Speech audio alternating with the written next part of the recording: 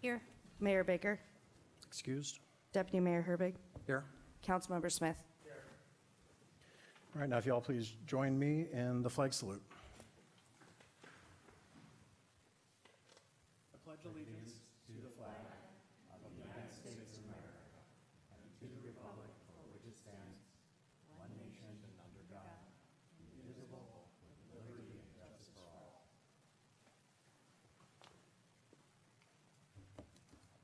Next item on the agenda is the agenda approval.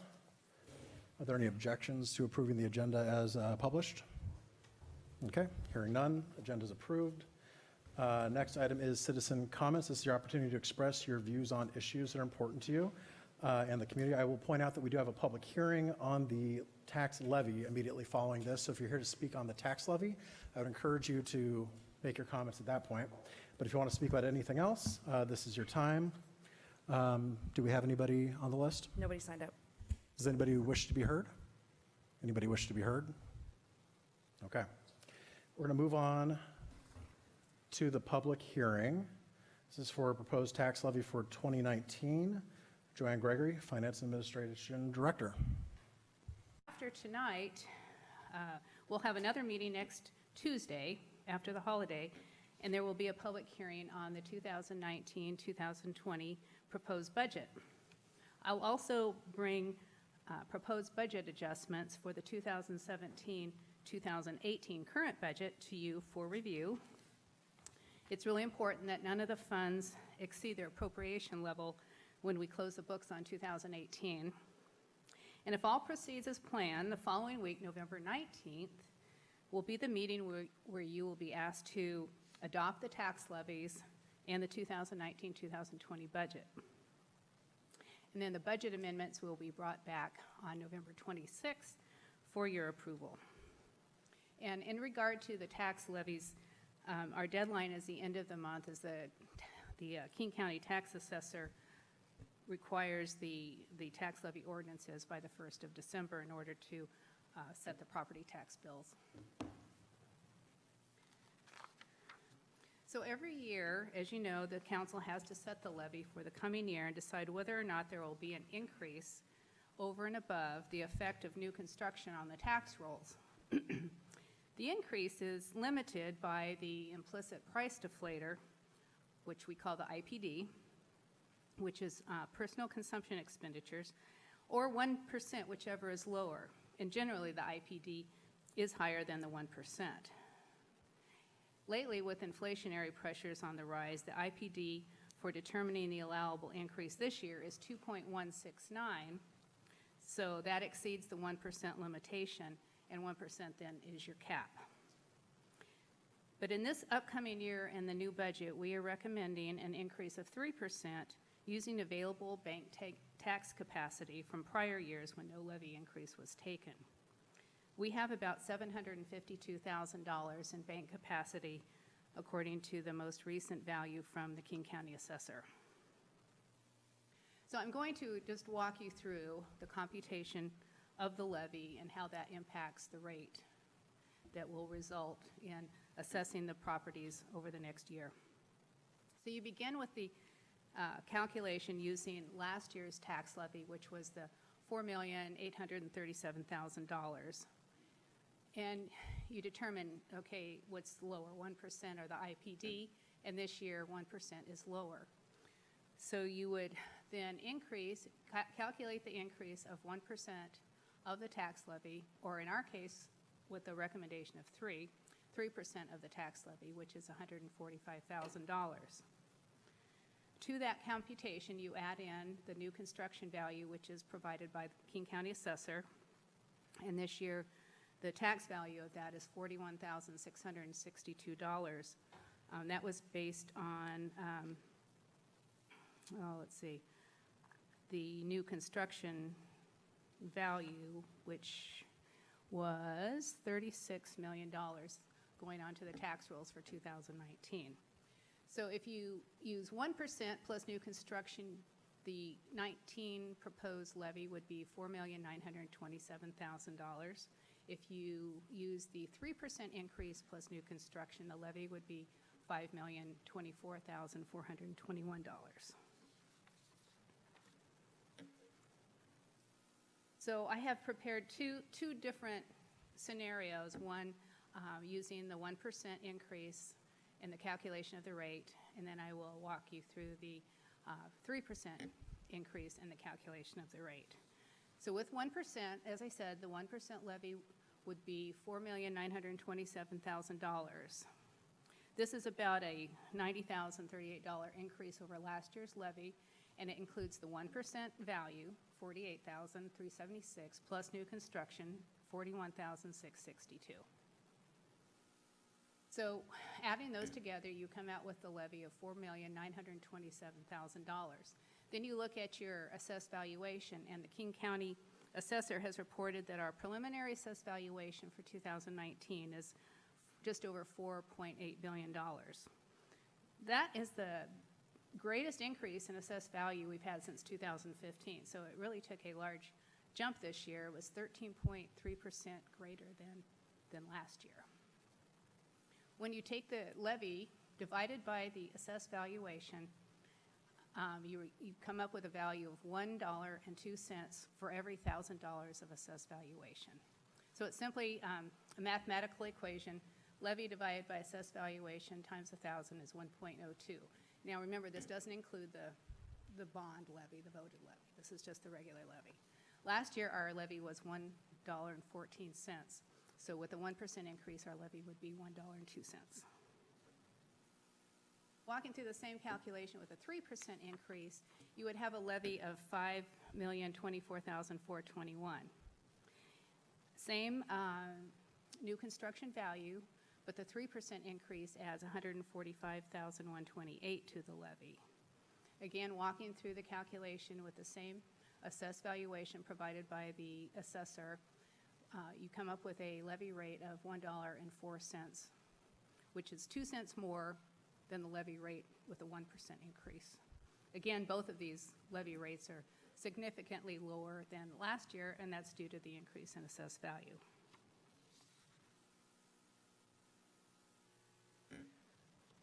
This chart shows you the impact of revenue to the city when taking a 1% levy or a 3% levy for 2019-2020. Now, I know tonight we are really only focusing on the 2019 levy, but the budget does include a 3% increase for 2020 as well, but we won't set that until next year. So for 2019, to take a 1% versus a 3%, the difference in revenue to the city is $96,753.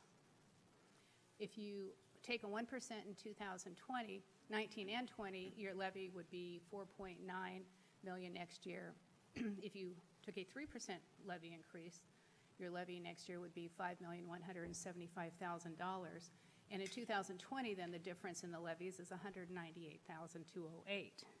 So you can see that the compounding of the levy increase or not is pretty significant over time. And again, the 3% levy increase could come from the bank capacity. I wanted to illustrate the impact of the levy increases on two homeowner scenarios. So if you assume that in 2018 you had a home valued at $600,000, which is probably fairly typical for Kenmore, even though the median value for Kenmore in 2018 was $500,000, but I think 600, Rob and I thought 600,000 was probably more realistic. Your tax at the rate of $1.14 for the city of Kenmore would have been about $684.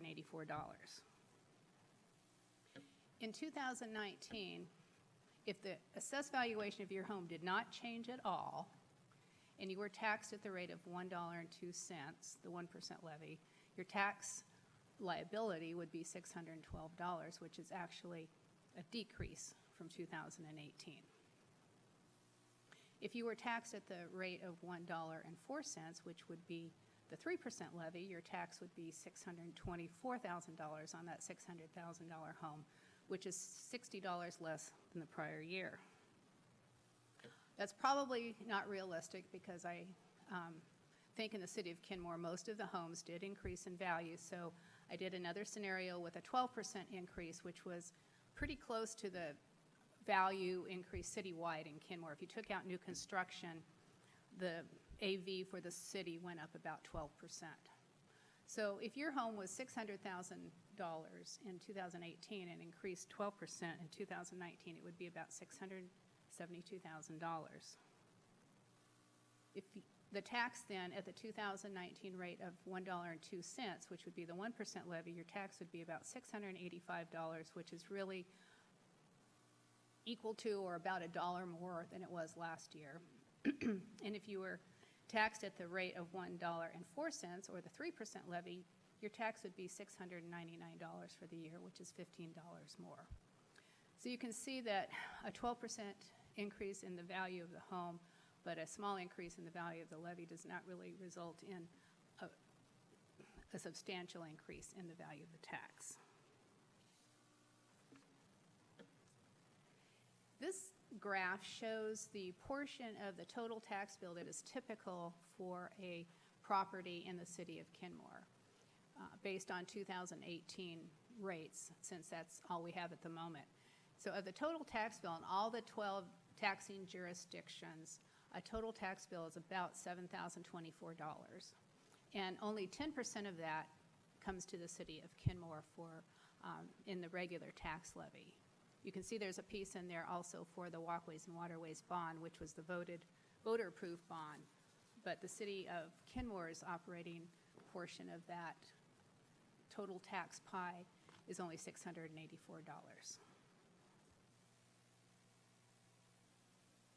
On this chart, we wanted to compare our revenue per capita to that of our neighboring cities. And I used the state auditor's local government financial reporting system to gather the data for this graph and to illustrate as best as possible what our operating revenue status is. This is just the general fund, which is our operating fund, and it does not include any surface water fees or any capital resources. I made some adjustments to remove the costs and the resources for fire and EMS services that Bothell and Kirkland both provide, but other cities do not, in order to bring them more comparable. That was really the greatest difference between the cities. Some are contract cities, some are full-service cities, but that's the biggest difference in the general fund. I didn't make any modifications for municipal court or police because all the cities have to provide those services, whether they do it in-house or by contract, so it's still a common obligation. And then on this graph, you can see that Kenmore's per capita revenue is the lowest of the six. And besides the specific revenues that I detailed here, license and permits, utility tax, sales tax, and property tax, the other category for your information is other things like charges for services, grants, fines, penalties, gambling tax, things like that. The second graph shows... Can I make one point? So Sure. on the revenue, go back to the revenue. Yes. So if you compare Kenmore to Lake Forest Park, if it wasn't for their big other category, we'd be pretty close to similar. But I was talking to their city administrator and their chief of police a few weeks ago, and they were telling me that they net close to $1 million a year in red light running camera revenue and school zone violation camera revenue. And that kind of revenue would be in that other category. So I don't know if that explains all of the difference, but I think that's a big contributor to why they have such a big other category, is their red light running revenue that they get. Yes, that's definitely in there under fines and penalties. So a similar scenario for the expenditure. General government and public safety are called out separately. The other combined social services, culture and recreation, transportation costs, trying to just keep the graph from being too busy. but the totals are what is the key here. And as I mentioned earlier, the costs of fire and EMS were removed because Bothell and Kirkland directly provide those services, but the other cities do not. So what I was trying to show here is that for a pretty low amount of taxes and fees per capita, Kenmore has been able to provide really great services for very good value. On this graph, I show this to you every year. I think it's pretty interesting and telling because you can see over time how a thriving economy and growth in the assessed value of the city impacts the tax rate by lowering it.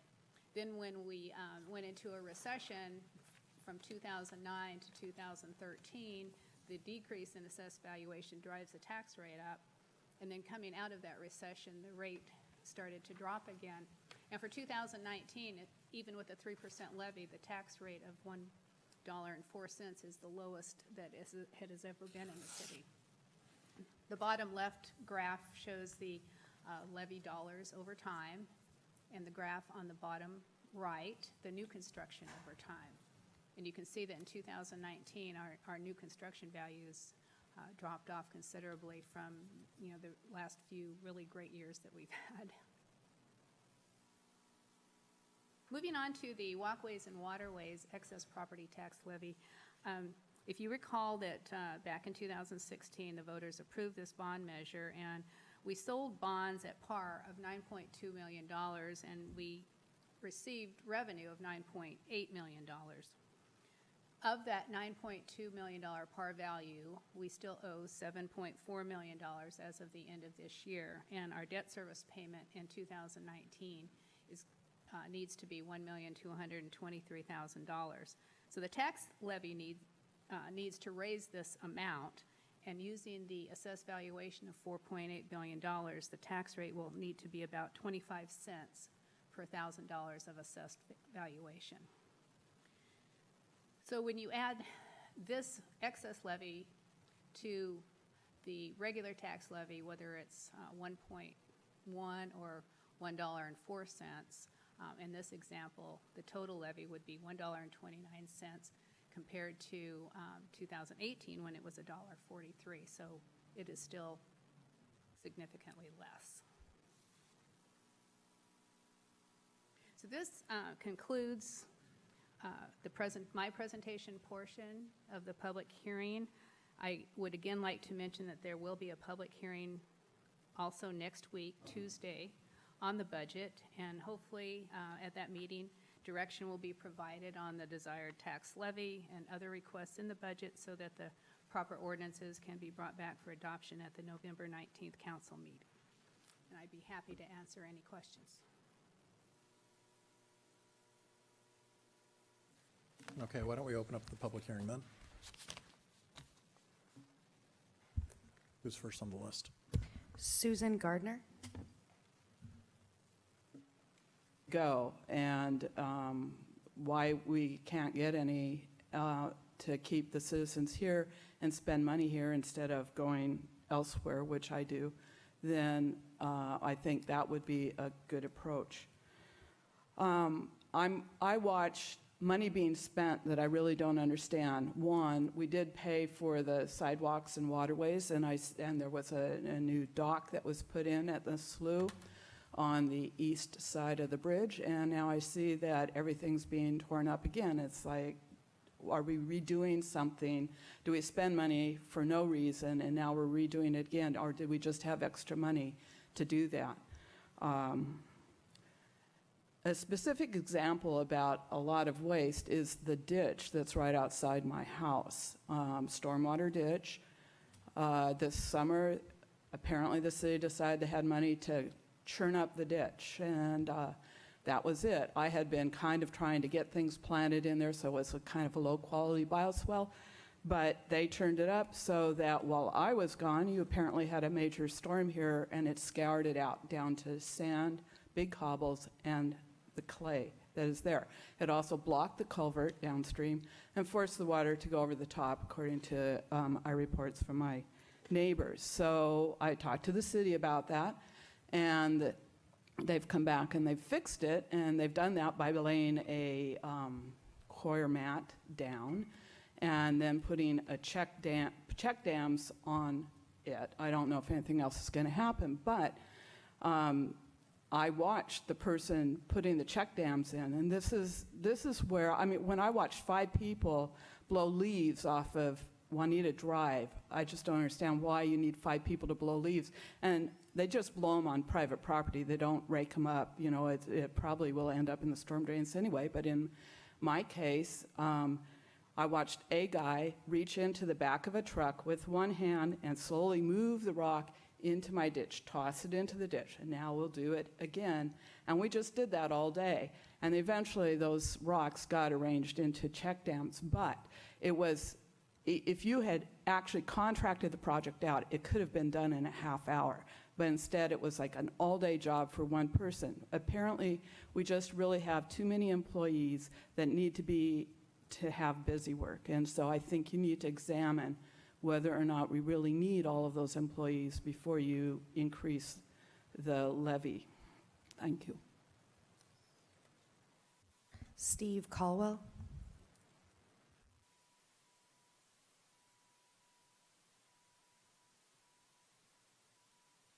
Five minutes, huh? Wow. Thank you, all of you, for your service. I've been there, done that, and I know what it's like. And so I appreciate everything you've done for the city. I'm a little bit disturbed when I see the budget, and those are great figures, but they don't really work out when you have your own personal finances you're trying to finance. And as I'm getting older, I'm realizing that there's going to be a day when I have a fixed income, and 3%, that's for 19 and then for 20, is just too much. I think that I look back to that color photo that you guys sent out. It was a 20 years of the city, and it was really well done. But you looked in there and we had 7 employees that work for the city. And I tried to find out how many employees we have now, but there's a point where we're not going to be Kirkland. I came to the realization a long time ago we're not going to be Kirkland. We're not going to be Bellevue. We don't want to be like Bothell. So we're Kenmore, and we just can't go on and keep raising taxes.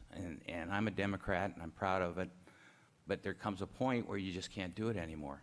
I checked, I did a search to find out where we were, and I found out our sales tax is now 10%. Is that correct? Is that? Okay. So and I looked around, and we're like 96th percentile highest around. And everyone's doing it, but that doesn't make it right. The other thing is, and we heard before, I went around today and checked, we have 9 business vacancies. And if you keep raising the per diem that all these people have to pay, they're going to move in and want to know how much they're going to have to pay, and our tax rate's going to be higher.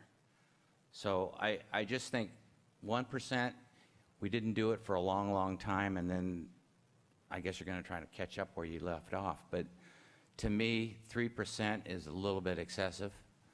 And they also had things that were the money was going to go to, and it had $30,000 for a new phone system, $45,000 for a new website, $58,000 for police payment in 2017, and then all employees will get a pay increase of 3.6% for both years. So, you know, city staff, I love city staff, but they come and go.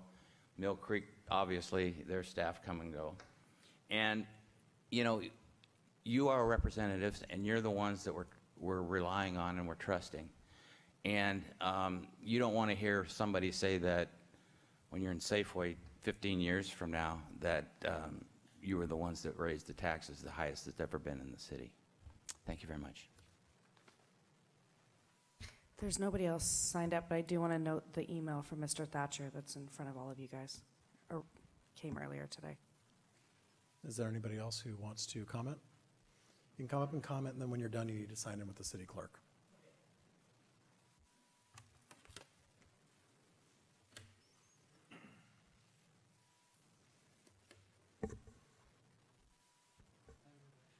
I'm sorry, between the voting and the two grandkids that live with us, I haven't had much time to devote much to this issue, but, Could we get your name and oh, where I'm you- sorry, Will Netellenbos. Okay, and you live in Kenmore? Live in Kenmore. Okay. Yeah. Sorry. Well, first of all, I agree, the 3% increase, particularly when you're on a fixed income, which my wife and I are, is not good timing. And also, that total levy that you talk about, that the total levy rate is less, has decreased, doesn't mean anything because we're still paying our property taxes. And right now, I'm paying $8,100 a year. And for a fixed income, where you get about $2 a year increase on your Social Security, that's not the right thing to do. So the first thing I wanted to say, I know I've got a few minutes left. I hope there are cities in this country that give certain credits to people that are in retirement situation. In some places, and I understand California, they give tax breaks if you're over 66 or 67. I'm 77, so I've been around a little bit, and we have lived very, carefully, not spent a lot of money. But right now, the 3% is unrealistic. And so I support the other gentleman's issue on that. The other thing is I suggest, and somebody mentioned it too, is I think there could be a committee established for development, economic development, and there may be one already, but something specifically that attracts good, sound businesses in this area. We don't want to overcrowd it. We love it out here, but I think that if we want more revenue, that would be certainly something, and I suggest something along the Chamber of Commerce, that you have a committee or whatever, and set out a program that might, bring in some revenue. And getting back to Lake Forest Park, I got one of those tickets too. That's why they're doing so well. But that's not the way how we see a city develop. We need to be creative. We need to be productive. Now, the other thing that is more personal about where we live is that nobody pays for paving in our area. We have a private lane, but it takes a lot of cleaning up. So nobody pays for the paving. There's no street lights. There's no maintenance. Nobody comes through. The only people that come through is the garbage people to pick up the garbage. So there's no repair, no nothing. Underground water drainage systems are all done by ourselves, the whole thing. I don't know what service we get other than what is left over.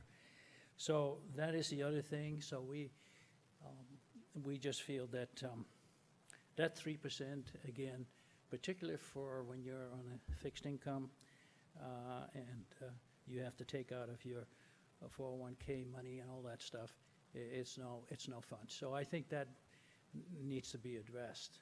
And I think the city could be really progressive if they thought about that group of people that are in that situation and say, okay, we have a little discount for the elderly, for the people that don't have all the means to pay for it. That's all I wanted to say. Thank you. All right, thank you very much. Make sure you sign in with the city clerk. Thank you. Is there anybody else want to speak in the public hearing? Come on up.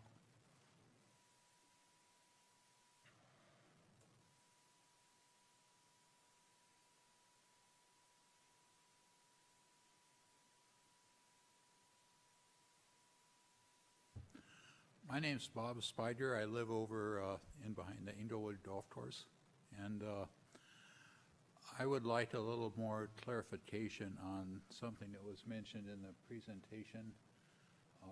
It was something about money not being taken, $790-some thousand or something along those lines. I don't understand exactly what that is. So maybe I could get that question answered at some point here. Yeah, we'll talk about that. Okay. Afterwards. And two, I noticed the 3% increase is significantly above the rate of inflation for the year. I'm just wondering why we need to do that. It seems like we've spent quite a bit of money on parks and recreation and the road lately. Also, I'd like to know a little bit more about what we have in store for us as far as the work on the bridge over the Sammamish River goes. And that's all I have to say. Is there anybody else who wants to be heard? Anybody else who wants to be heard? Anybody else who wants to be heard? All right. I'm going to close the public hearing. Briefly, I want to thank Ms. Gardner, Mr. Caldwell, Mr. DeTalmas, and I'm sorry if I messed that up, but I will say that in our City Council legislative agenda, we are trying to push to expand, I think, the exemption for seniors, which right now is fairly limited. And that's something we've been working on for a few years now, but it's an ongoing issue that we work with other cities on. And then I'm hoping that staff can get back to Mr. Spider with some of his questions. So do we have any questions for Ms. Gregory? Councilmember Marshall. Yes, could you address Mr. Spiger's question about money not taken? Sort of overview of that. I believe that he's referring to the 752,000 bank capacity. Can we give him a, yeah, Oh, he's just finishing. I'm sorry, sure.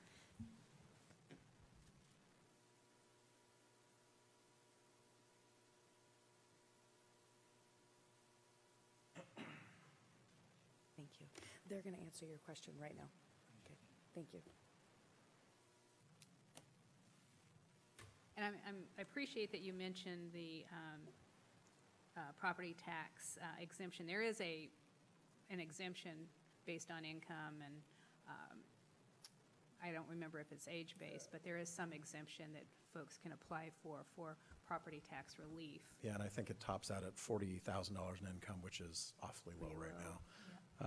And that's set by the state, and we don't have a whole lot of, we don't have any flexibility with administering that. So That's we are correct. looking to raise the income Okay. threshold on Yeah. that to That so would be more people can great. qualify. We should have a link or something about that on our website. But in regard to money not taken, we have $752,000 in banked capacity. And bank capacity is the accumulation of revenue that the city did not take during the 9 years when the city did not increase the levy by the allowable 1%. So in those years when the city took no increase, the county assessor accumulated what we could have taken had we taken a 1%, and has tracked that over time and reports that to us every year. So that's the value as of 2018 that is available as a result of not taking the levy in prior years. Thank you. Councilmember Curtis. So a comment on some of the information in the presentation. I appreciate the way you sort of think of the what-ifs and like the fact that the tax rate went down. It says, oh man, that's fantastic, but then you look at, oh, but we have to take the value of the house into account. So you throw that little calculation in, and where you're comparing cities, you say, well, who has to pay for police and fire outside of that? So I just appreciate your way of trying to think of every variable that affects a number. So looking at the page, it says tax effect on homeowner. For me, this was one of the more valuable sheets here. So if you just looked at the 3%, you'd say, oh, everybody saved $60. But their value of their house went up, and that's part of the equation, how much they charge. So it's $15 more per month, per year. So, looking at all the city needs, and I do understand that every dollar we spend, every decision that the city council makes, that money comes out of somebody's pocket. I totally, absolutely understand that. And one way to look at it is, well, $15, am I giving people their value for the $15 that I'm taking extra from them this year? I believe we are. I think as a city, we're doing a lot of really valuable things that we've heard from our citizens that they want. And then if we could just flip to the page, the lowest general, the per capita numbers, revenue per capita and expenditures per capita. If we've seen those before, I've forgotten. I think that was a useful comparison, again, once you take out the variables, to see that even though our people, especially on fixed incomes, are hurting under the tax burden, in fact, it could be worse living in some nearby cities. So it feels to me like we're trying to be responsible, seriously responsible as a council with the money that we're using that comes from our citizens. And we do want to give value for every single dollar that we spend. That's all I had to say.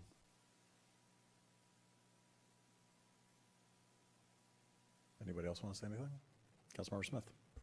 Well, kind of following up from last week, I feel like this graph does help explain on the revenue and expenditure side, but it also helps define that we are primarily driven by property tax revenue, and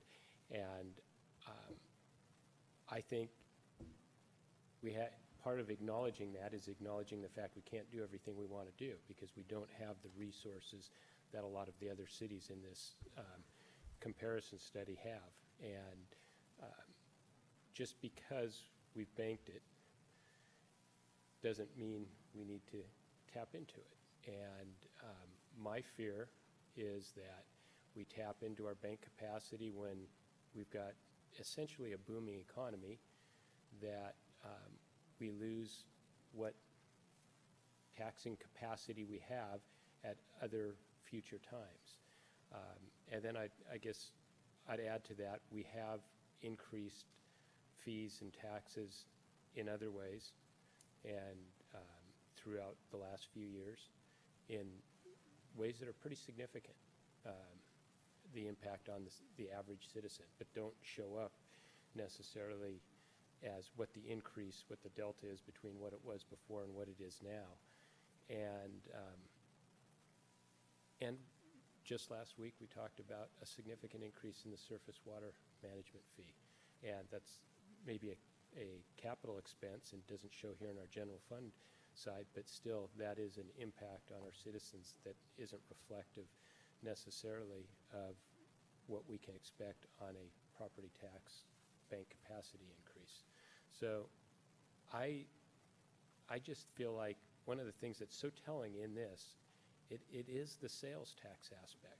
And when you look at this graph and you see where revenue is, we don't have a lot of sales tax. And because of that, that means that if we want to provide more services, we have to tax our citizens for more. And I think until we get to that point where we have that revenue stream to count on, we need to keep ourselves in check on the expense side. So those are my thoughts.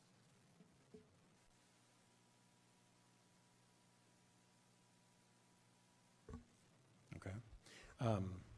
And I'm a homeowner. I've felt the property tax increases the last few years too. And I just, for the public, want to point out that the big increases we've seen over the last year or so has been primarily from the state increased their levy for schools pretty dramatically a year ago that we started to see in this year's property tax bills.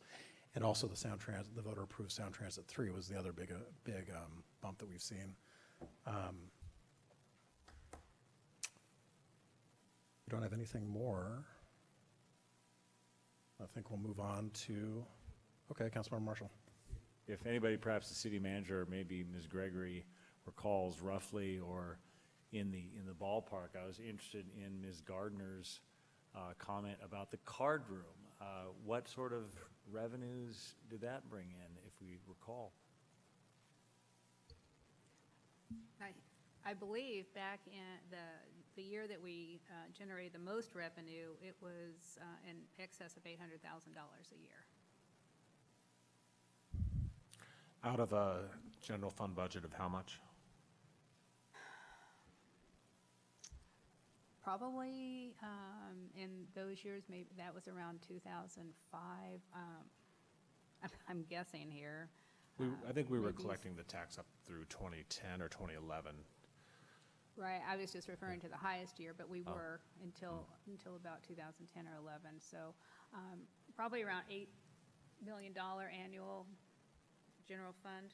So about 10% of the general fund budget, roughly? Yeah, it was pretty significant. Other years, it averaged about 500,000, but I remember 800 was probably the biggest year. Okay, let's move on to the business agenda. We're going to continue discussing the budget. Ms. Gregory? Thank you. I believe Rob is going to assist me with this. City manager, would you like me to put anything up on the projector?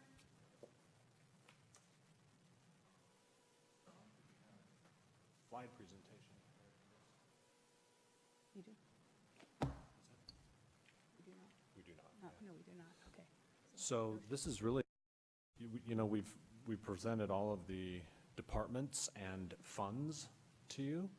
So all that has been completed. And so now this is to give you a chance to deliberate and talk about any loose ends, things you wanted to propose and talk about. One thing I did see the reluctance on some of you to approve a 3% property tax increase. So I went to the drawing board with my coworkers, my department heads, and I said, okay, what if we do not take the 3% and it's just a 1%? What does that look like, and what additional things can you cut out of the budget without, if possible, without impacting services to our citizens? So my department heads did a great job in coming up with some things. There's actually several things that may have a negative impact on the general fund balance that have come up just recently. And that's on page 2 of the memo, and I think it got uploaded to the internet, into the packet. And it's an email that I sent to you over the weekend. So there's 4 things that could affect the budget's bottom line that just recently were discussed. One is reducing the property tax increase from 3% to 1%. The other is just last week, several of you expressed a desire to have a half-time recreation coordinator. The temporary arch capital contribution, I heard some of you express a desire to move that from Strategic Opportunities Fund to General Fund. And then lastly, the Public Works shop site acquisition costs.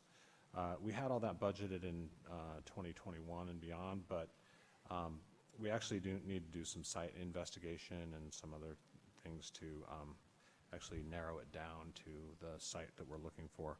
So that's a recent add on my part. That totals $555,000.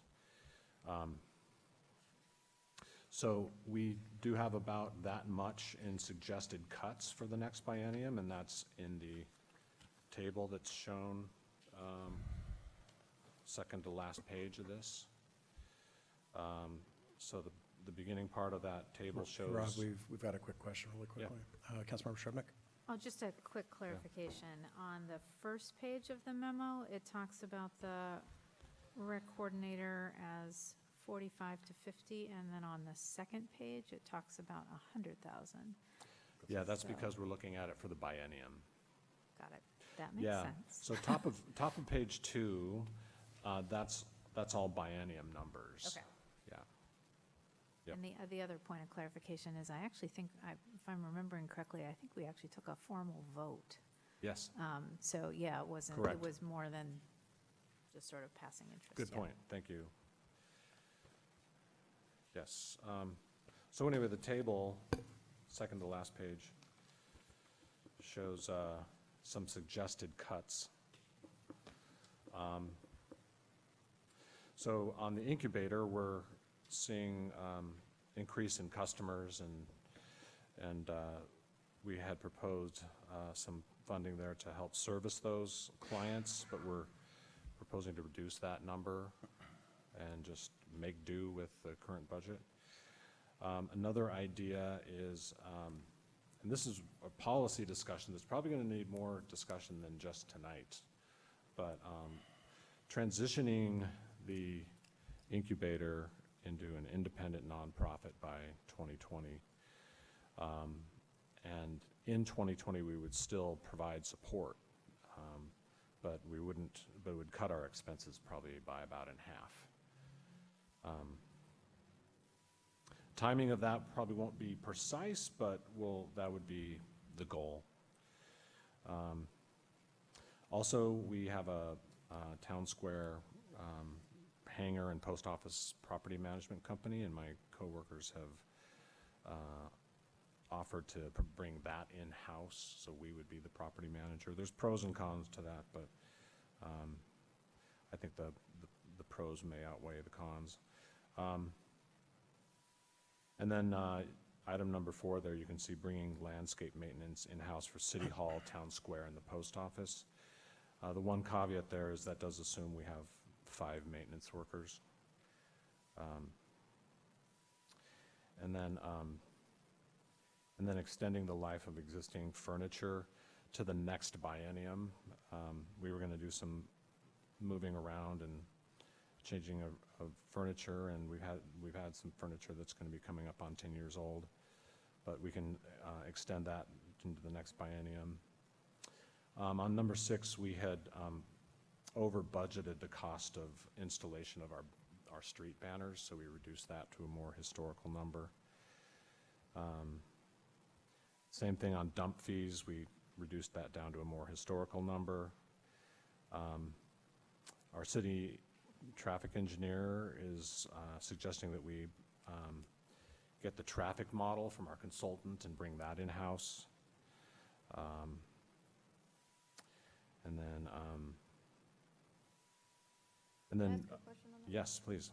So we had our last traffic engineer, and we still had a consultant for the traffic model. Can you give me like a 2-second?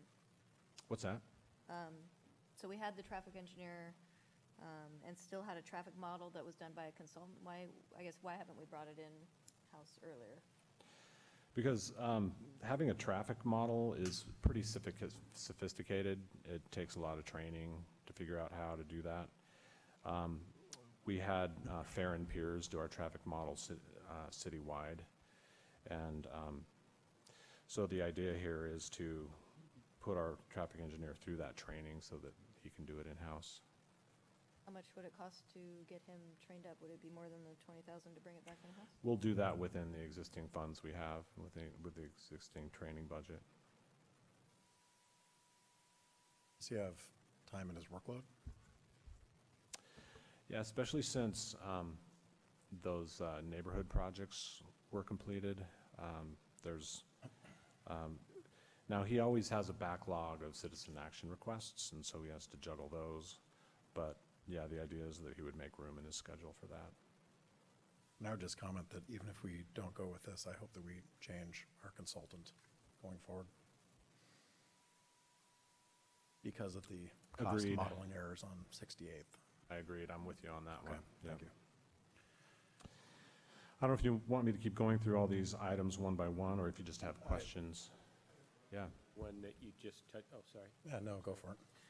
This has to do with the landscape maintenance for City Hall and Town Square and Post Office. So that's currently contracted out? Yeah. Okay, and so the current budget had that budgeted at 74. So you're saying if with 5 maintenance workers, that we can we can adequately address that. Yep. Okay. No, that's a significant creative way that gets to something that's pretty important. So to me, that's a no-brainer because I know that the will was to have 5 anyway, even though I was pushing for one less. But it's like if we can have it and reduce 74,000 in the contracting budget, then I think that's definitely a doer. Especially since we were facing the more than doubling of the LNI minimum wage. So Labor and Industries decided to change the way they calculate what landscape workers are paid and went from $17 to $37 an hour. So the more, when I say landscape workers, I mean private sector contracted maintenance work or landscape workers that do work on public projects. So when you see costs like that skyrocket, it makes even more sense to bring it in-house. It's kind of a two birds, one stone situation. Yeah. Yeah, I think we should go through these one by one, and if you have questions, just Okay. feel free to speak up. Okay. Has another question. Yeah, Councilmember So Newsom. up at the first one, eliminate increased incubator services, what would we be eliminating exactly? Yeah, Nancy Owsley, who's in charge of that, is ready to answer that question.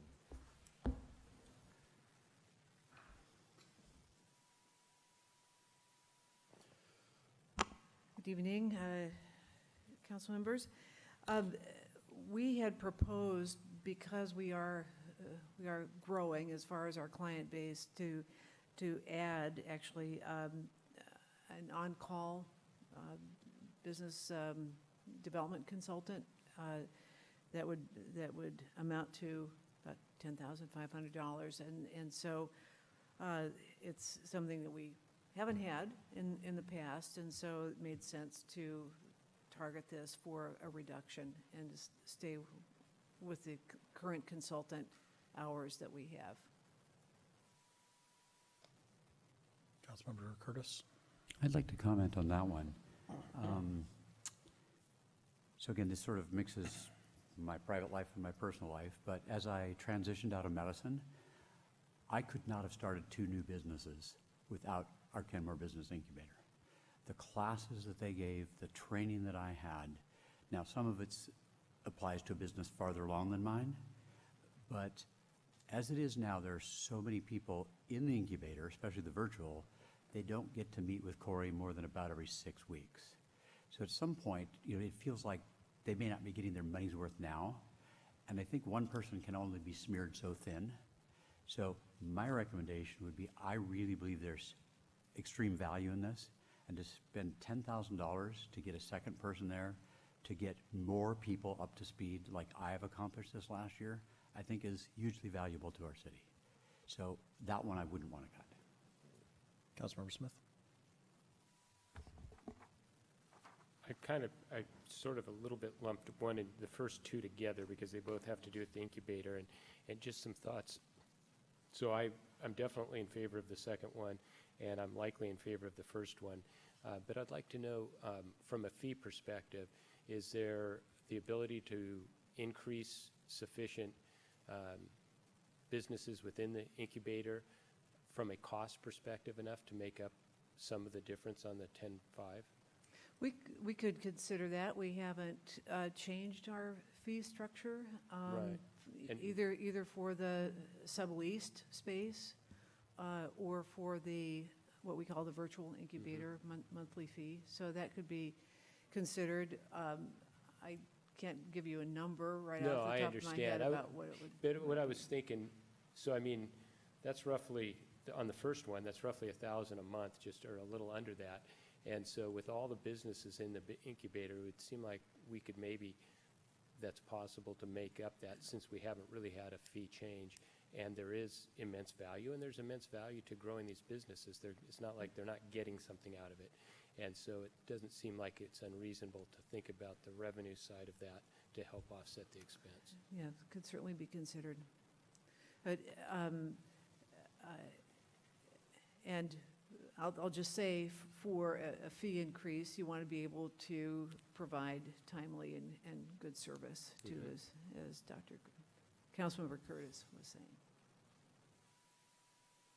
Councilmember Curtis? That was my comment, that right now, one person is stretched very thin, and if you just charge me more, and I still can't get in more than every 6 weeks, you haven't really provided better service.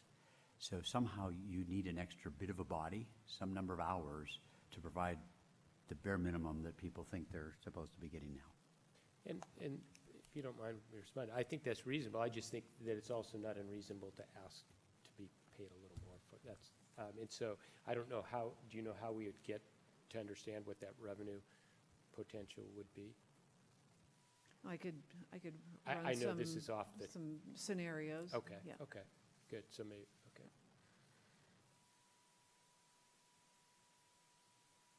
So we're on number 6, I think? I think I was on 9 and 10. Oh, right. Those Sorry. two kind of go together. We just looked closely at what we're using for engineering, design, and other consulting services for street and other project design, and we felt we could bring those numbers down. I'd still like to retain about 50,000 for southwest downtown planning, including Lake Point. I think that we need to, from an economic development standpoint, I think we need to be able to have some funding there to work with potential property owners and developers on what could really happen down in that part of the city. Could you speak to number 10 a little bit? What services for streets? That's kind of broad. What? Yeah, so what sort of consulting engineering, are we getting there? engineering has funding amount for design of road projects and sidewalk projects and other things that come up. And we were able to talk to him about bringing that number down quite a bit. Still getting the work done that is programmed, but just less of a contingency there. Okay. Yeah. Our chief of police took a look at the jail budget, and we spend about $1 million per biennium, so about $500,000 a year on jail. We, to be safe, we tend to over budget that number a little bit, but we thought we could reduce it by $25,000 a year and still have a cushion there. And then Councilmember Shrebnick last meeting suggested paying for the phone system out of the equipment replacement fund, and we thought that was a good idea. Can you, I have a question on that. Can you remind me what was the funding source for that? What was it, or what is it? What is it for the Oh. equipment fund, replacement fund?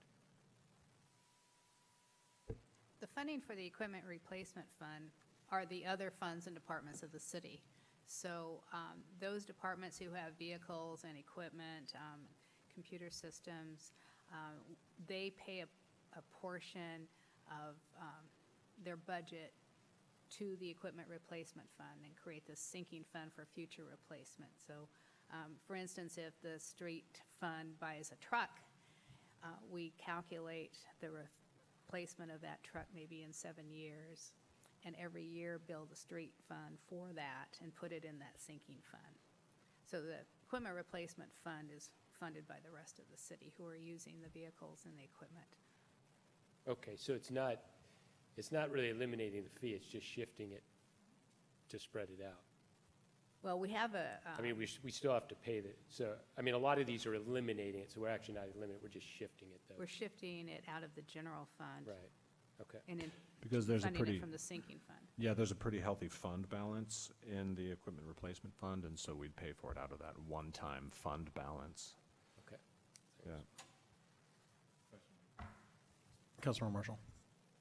To the jail fund briefly, what was the recent trend referenced, and then how particularly, if jail funding is reduced, does that mean there's more diversion programs or more jail alternatives that the prosecution would be recommending, or how does it work? Yeah, thank you. Good question. We've been noticing a reduction in our jail expenditures over the last couple of years. There's a couple different theories. One is that our police officers are buying more donuts, and no, I'm just kidding. my chief would not be happy if I made that joke in front of him. So, a lot of it has to do with the philosophy of the judge and how much the sentencing they want to do. And it could be because of that, but we don't have a strong indicator as to why our jail expenditures are going down.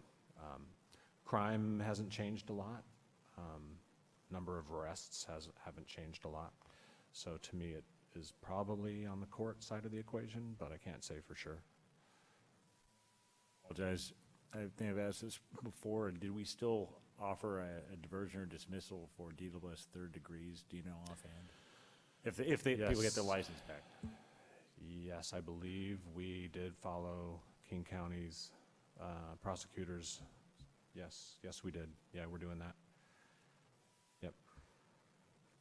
And so that would be another contributor, right?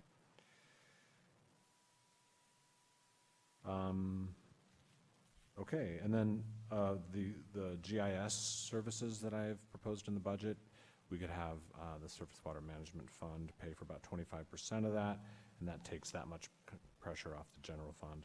I have a question on that. Councilmember Smith. So this is exactly what I was afraid would happen when we had this discussion last week, because we created a plan, we had a forecast of revenues and expenses, and we increased that fee based on what we had. And if we just, every now and then, just shift something else into that fund, then all of a sudden it throws that whole scenario out of whack. And so I'm very much against that. And I'm not against it necessarily because I don't believe it couldn't possibly be in there. I'm against it because we haven't even gone a week yet, and we're already looking at something else to put into that fund, and I just think it's the wrong way to approach it. I think it's a legitimate cost that the swim fund can handle. Then it should have been in there then when we had our pro forma last week. Don't you agree? Well, you asked me to cut the budget by $500,000 just last week too, so. I understand. And so if I would have known that, I would have not been so generous with the swim fund. Okay, well, I just think this is a perfect example as a council when we created a revenue stream to address capital expenses and we forecast out. This is one of those things where I would not like to see us do that. I just think it sets us up for a precedent of continually putting stuff in that swim fund. We're happy to put that in the model and see what it does to the rates. I doubt it will do anything. And I don't think it will do that much to it. But what I do know is that if every time we need to look at it and we keep poking something in, then it will affect the taxes significantly because we'll have to pay for it at the back end then. Councilmember Curtis. I guess to me, the question is who uses GIS the most? And is this sort of proportionally distributing that cost over the different units that use it? So I imagine Public Works use it a lot. I would think that the swim fund would use it quite a bit. Who else uses it besides those two? Community development uses it a great deal because they're creating maps and examining, needing to know where critical areas are, and that's a big feature of GIS. The swim fund, the folks in the surface water fund do use it, and even though we may budget it in there, we can't charge them if they don't use it. So in reality, what we actually charge to the swim fund has to be based on actual usage. I mean, we'd be accountable to not only you, but the auditors who look at enterprise funds very carefully to make sure that they're not being overcharged for expenses that are not appropriate. So this would be more like a up to $25,000 if that was the amount of service used. That'd be If that was the amount of service used. Okay. But their need is growing. They have the most capacity, but their need is greater than the capacity they have to perform GIS. The other departments in the general fund don't even have the capacity to, or the knowledge to do GIS work. So that's why most of the expense is in the general fund, where community development and public works are budgeted. Yeah, every time that GIS has come up, Mr. Sawyer's always kind of been part of the conversation. So I have always thought that those two were kind of married together anyway. I think it's probably an appropriate place to, I'd rather have that there than have it in the general fund myself. Next item, I think Deputy Mayor Herbig noticed an anomaly in the clerk's office, so we looked closer into that, and there was an error in over budgeting benefits there in the clerk's office. So thank you for that. Also, the city receives about $50,000 a year in proceeds from the King County Park Levy, and our budget currently does not allocate that, and the levy only goes through 2019. They're talking about a renewal so that it would start back up again in 2020, but we're not counting on that renewal. I did clarify that you can use those proceeds for either operating or capital, and so I'm recommending that we use those funds for operating starting in 2019. But it's shown just as a one-time $50,000 because we're not counting on the renewal in 2020. Councilmember Danuski. What have we historically used that money for? Capital. Yep. Is there something that was budgeted that we wouldn't be able to do if we moved it to the operations? No, it's, we currently just did not allocate that funding to anything so far. But, you know, as some pretty major projects get built, both on our streets and our parks, I do recommend that we shift towards an operations mode. I know we like to build stuff, and it's fun to build new things, but we have to maintain them. So, and you're probably surprised hearing that from me, but I think we do need to think about all the parks and roads and streets that we built so far and shift some of the funding over to maintaining them. And then I think Councilmember Shrevenick, if I'm not mistaken, had the idea of using some of the art fund for concerts and movies. There's about $70,000 of a fund balance in there right now, and we could possibly take about $20,000 of that to help fund our movies and concerts. You're certainly welcome to use more than that, but it's kind of, I see it as one-time money, the art funds. And also, I think you'd probably want to retain some art funding to pay for actual art pieces. I'm assuming that that's something you'd like to do as a council eventually. I brought that up with Councilmember Shermick last week, and I was just kind of tossing spaghetti at the wall and seeing what stuck. But the more I think about it, the less excited I am about moving that out of the general fund, just from a sustainability standpoint. We're talking $10,000 a year. That's 7 years worth, and then we're completely out of our art fund, and then we don't have anything to show for it. The events are great, but they are kind of an ongoing expense, and treating them as using one-time funds to pay for ongoing expenses is a philosophical barrier that I have trouble crossing. Councilmember Curtis and Councilmember Shrevenick. Isn't the art fund replenished, though, as 1% of projects that we build, public art? It seems like there's a lot of projects coming online. We'd be replenishing that in some way, or do you always tuck it into the individual project that we're funding? Both. In many cases, the park projects incorporate art into their construction, and those that don't are obligated to pay 1% to the fund. And we discussed that, I think that was just last week, and I'm sorry that you missed it, that I'm behind on charging those projects. There are a number of projects that owe 1% of their construction budget to this fund, and we'll be making those entries and charging those budgets. But again, it is one time based on construction. It's not, as long as we're building and using our public works to build projects and using our budgets, we can charge it. Sometimes we get into budget issues with those projects, and there's not much capacity for art, so that's a decision that needs to be addressed, maybe on a case-by-case basis. But it does get replenished. So what the balance that Rob just mentioned is what is currently in the fund. Thank you.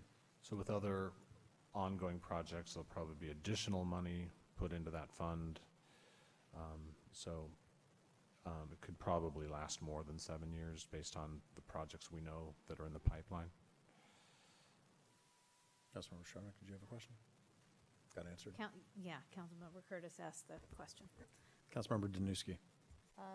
Yeah, I also kind of hesitate to use it for the concerts and movies.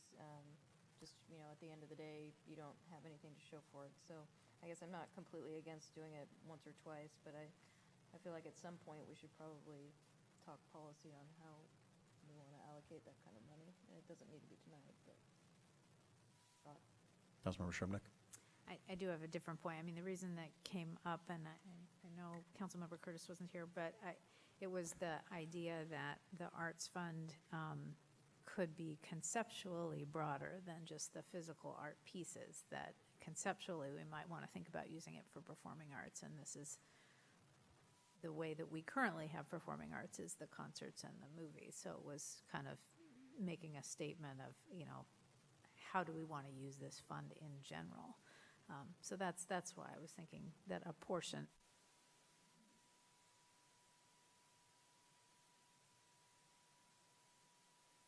Number 17.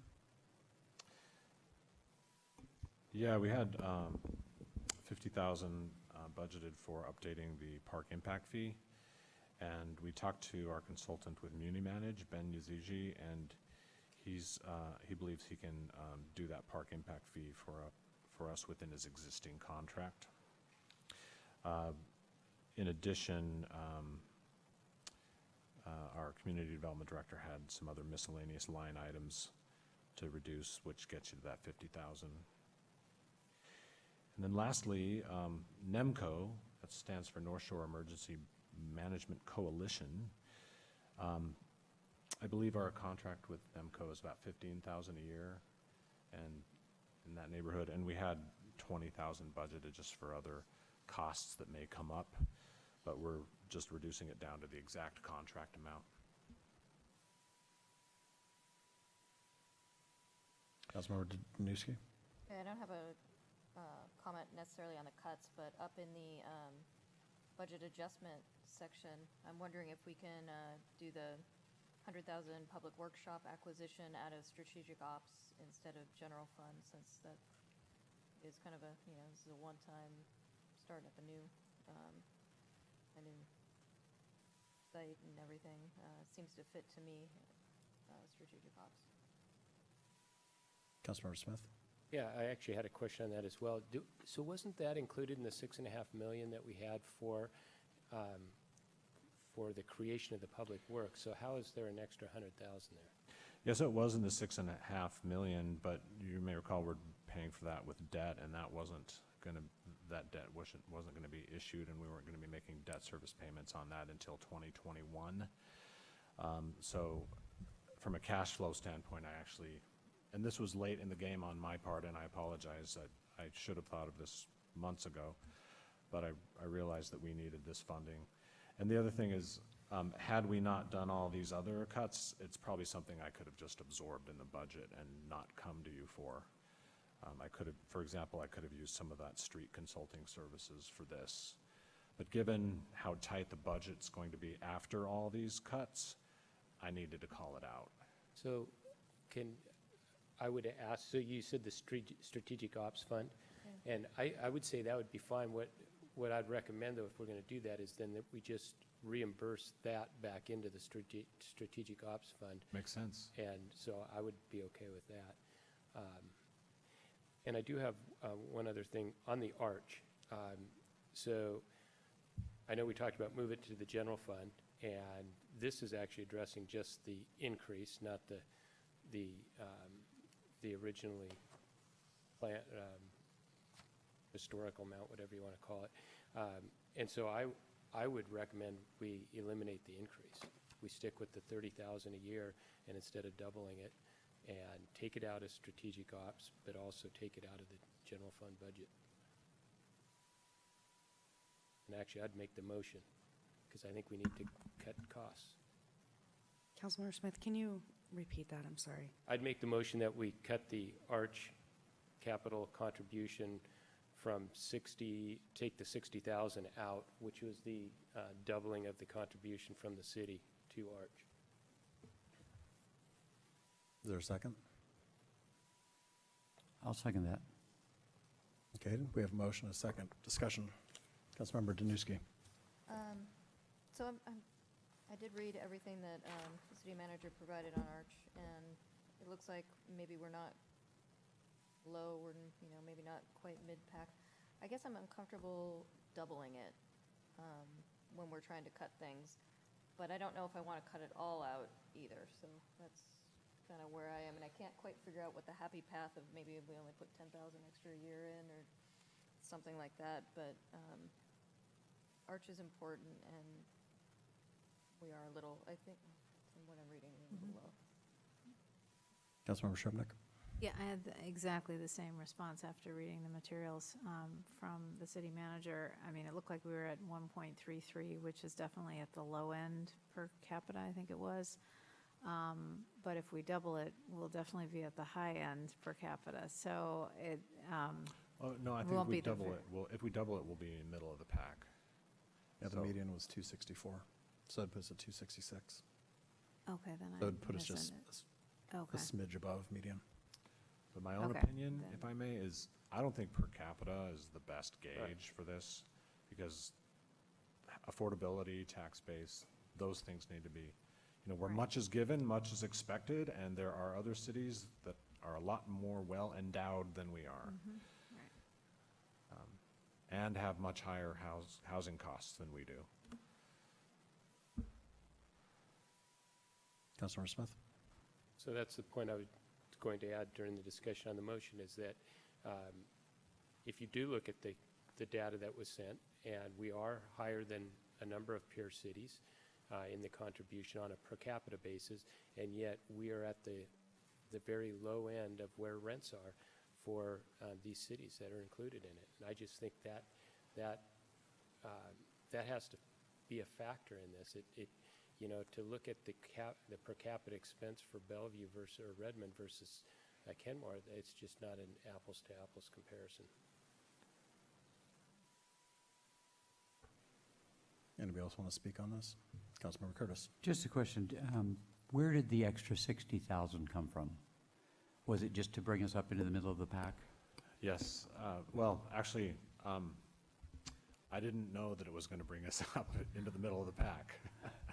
I just knew that there was a great need, and I was getting a lot of, not pressure, but a lot of requests from the affordable housing world, and they actually wanted me to increase it by tenfold.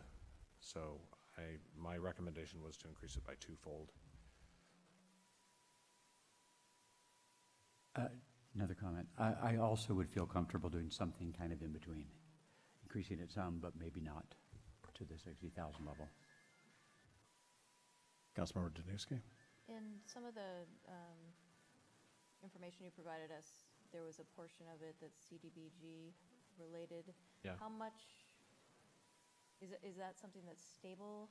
Because the number kind of went all over the place in the chart, so I didn't quite understand how the 30,000 plus the CDBG gets us where we are.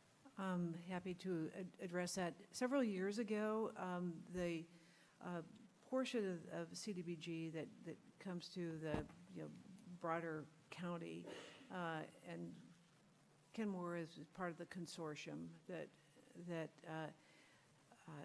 is eligible to use those funds and deliberate in how they're apportioned.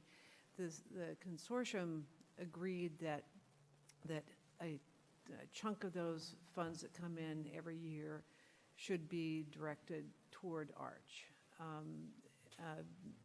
And so that's where that money comes from. I can't recall what the exact percentage is, but there's a percentage of of Is the it a annual. consistent percentage that we always just funnel towards arch? Yeah, it's consistently at the not same like, percentage? that could change, depending on the actions of the overall consortium leadership. But this has been in place for several years.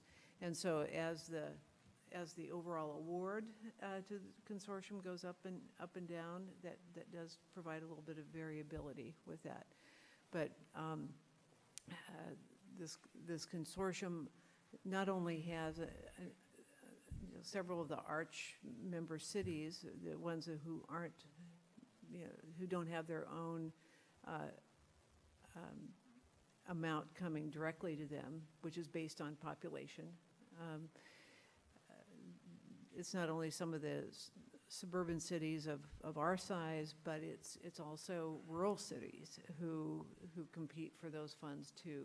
And it's often for like water systems or other utilities. So it's a dynamic within that consortium, but for several years it has been stable and I think a very appropriate percentage of that being directed toward affordable housing in the suburban cities who are part of that consortium. That answer your question? Yes, thank you. Councilmember Curtis? I just wanted to add a few general comments since I missed the party last week. Turns out 2 weeks ago when I was here with crutches, I thought I had just had a hip injury and it turned out to be a fracture. So last week I was still sleeping 18 hours a day and I just could not make it to the meeting last night. But I will say that clearly from the discussion that occurred last time, some good analysis occurred.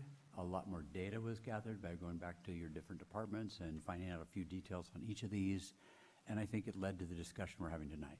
So I think it was a productive week, even if I missed it. And then it seems like the other thing at the high level, the 1 through 18, the things we need or we could potentially change to balance the budget. I'm sorry, Councilmember Curtis, I think we're debating the motion right now on You're right. Councilmember Smith's motion. So. I got sidetracked. Okay, no, it's fine. I just want to keep us aimed in the right direction. Do you have any more discussion on Councilmember Smith's motion? Councilmember Marshall. Just going to say briefly, I'd be in favor of a happy medium. That's actually what I was just going to mention, is if we defeat the motion, maybe we can come back with a motion rather than have it amended and everything. And just a thought. Well, I would toss out that if somebody wanted to put forward an amendment to the motion, that we might be able to knock this out relatively quickly. I'm going to speak really quickly on where I am on this motion because everybody else has had a chance to speak briefly. When Rob said that he had received some pressure around increasing affordable housing, it wasn't just from affordable housing folks, it was also from me on some level, I think.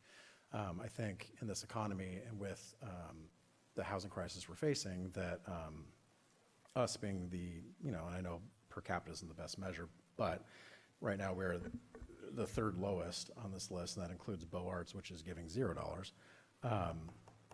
I think an increase to bring us into something, I think the $60,000 increase is perfectly reasonable to bring us into par with the rest of our neighbors, but I'd be open to looking at other ways of figuring out what that par is. Do we look at assessed value? Do we divide it by assessed value or something like that? I'm open to other ways of trying to measure that, and I think assessed value might get to affordability, maybe. I'm not sure. That said, if somebody were to put out a motion to amend this motion, then I think we might be able to dispose of this relatively quickly. So, are there any motions to amend? I'd gladly amend my motion.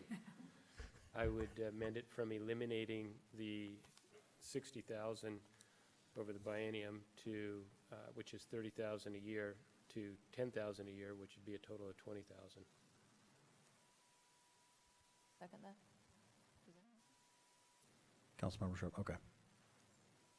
All right, so we've got a motion and a second to amend the increase to ARCH from $60,000 over 2 years to, that's $20,000 over 2 years increase? Okay. Clerk, take the roll. Councilmember Marshall? Yes. Councilmember Shrubnik, Yes. Deputy Mayor Herbig, No, but symbolically. Symbolically? Symbolically. Councilmember Smith, Yes. Councilmember Curtis, Yes. Councilmember Danuski. Yes. Passed. Deputy Mayor, the material that you received also spoke to kind of a broader question in front of all the cities that belong to Arch about adjusting the parity. Sorry, just 2 seconds. Clerk, so we amended, do we now need to actually vote on the motion? Well, I think there's really nothing left of the first motion. That's true, I just was looking at it from a mechanic standpoint. Yeah, no, I make sure we appreciate the question, cross but all our I Ts and think dot it our just is null and void. Okay. Sorry, go on. No problem. And we may want to, come back to that discussion at a different time. And obviously, if you have any questions in the meantime, we could deal with those, and we may want to have some of the Arch staff members on hand to answer questions. Councilor Smith and then Marshall. On that point, so one of the things, one of the graphs that our finance director showed us earlier today talked about our revenue stream and how we're so property tax dependent. And so this is a perfect example of something that for us as a city that's more reliant on property taxes for our general fund, it has a greater proportional impact on our citizens than it does, for instance, a city that has, like Woodinville, that has 5 times the property or sales tax that we have, where they have, and so that sales tax isn't impacting their residents in the way if you're going to fund something like Arch. And I just think this is a perfect example of, the point is to help affordable housing, but it actually is a proportionately greater negative on our citizens. Councilor Marshall, did you have your hands up? It was a public works question, though. Do we have anything else about Arch? Okay, then why don't you ask your public works question? I did want to see if I could get any brief, and it can be totally general, but any brief pros and cons of the idea that we must acquire an entirely separate new piece of property for public works versus utilizing the existing Fisher property, the property by the post office and City Hall, if there's just a general pro and con of it.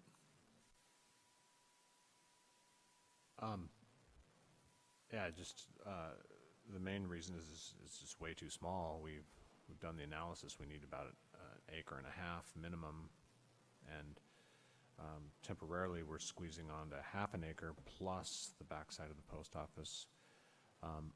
Also, from a downtown land use standpoint, I don't think your long-term policy is to have a public works shop right there in the heart of your downtown. So. Okay, Councilmember Danuski. And just kind of going back to the strategic ops, did we decide to put the 100,000 in strategic ops? I know. No, we haven't made a decision with that yet. Would you like me to make a motion to that effect? Sure. To make it official? Sure. So I would move that for the 4th item on the budget adjustment for the public workshop acquisition, that be funded from the special or the strategic opportunities fund, and that it be reimbursed on the debt that the Public Works has already been working towards on the project. That was rather convoluted, but I think maybe you know what I was trying to say. I'll second that. All right, we've got a motion and a second. Any discussion? Seeing none, clerk take the roll. Councilmember Curtis, Yes. Councilmember Marshall, Yes. Councilmember Shrubnik, Yes. Deputy Mayor Herbig, Yes. Councilmember Smith, Yes. Councilmember Danuski. Yes. Passed. Councilmember Smith. Question on the new part-time rec coordinator. And I don't, if I'm going down the wrong path, just tell me right away. But is that basically because it was approved last week, is that off the table then from a funding discussion? So I had a conversation earlier today with the city clerk about this. If we were to revisit that, we would be, the correct motion would be to rescind the previous motion made 2 weeks ago. And rescinding a motion, and correct me if I'm wrong, Kelly, the rescinding a motion requires either public notice, so letting us know, like at last week's meeting, that you were going to bring it up, or a supermajority of folks to just open discussion. Is that correct? I think anybody can open the discussion or rescind the motion at any time, but without the notice, then it needs a 2/3 vote. To pass the rescission motion? Right. Okay. Right. So yes, there is we can have the discussion. So then on that point, and I'm not trying to be difficult here, but because we have significant budget issues that we're trying to work through, is there any way to revisit whether or not we can actually not go forward with that position? And I realize I was on the losing end of that vote, so I don't want to be insensitive to the fact if you know, if that's inappropriate, just slap my hand and tell me. I don't think it's inappropriate, but my informal vote count tells me that I don't think the votes are there for your motion. So, I mean, if you want to make it, we can entertain it, but. Okay, well then, I would make a motion that we revisit that, since we're revisiting everything else on here. And that's the part-time rec coordinator. So the motion would be to rescind the addition of the part-time rec coordinator to the budget. To rescind the motion to add that was, that we voted on 2 weeks ago. Is that correct? That is correct. Okay. That would be the motion. Do we have a second? Okay, for lack of second, the motion dies. Councilmember Curtis, Councilmember Shrubnik. So back to my out-of-order comments. They're still valid. So it seems like the cuts in the bottom section are dependent on the big changes we're making now on the top section.